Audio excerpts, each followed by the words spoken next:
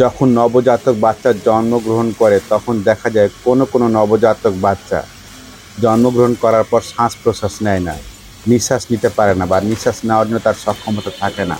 তখন তার হার্টবিট বা হার্টের কার্যক্রমটা প্রায় বন্ধ থাকে।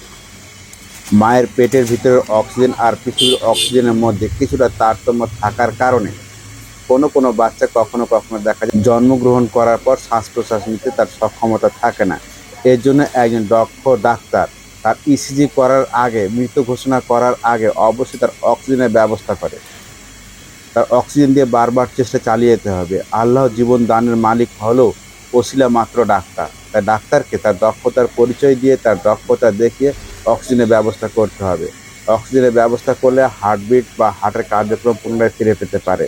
কখনো কোনো কারণে যদি নবজাতক বাচ্চা জন্মগ্রহণ করার পর শ্বাস প্রশ্বাস নিতে না পারে বা শ্বাস প্রশ্বাস না চলে, তাই আতঙ্কিত না হয়ে দ্রুত অক্সিজেনের ব্যবস্থা করতে হবে। অক্সিজেনের ব্যবস্থা করলে সে বাচ্চারা প্রাণ ফিরে পেতে পারে।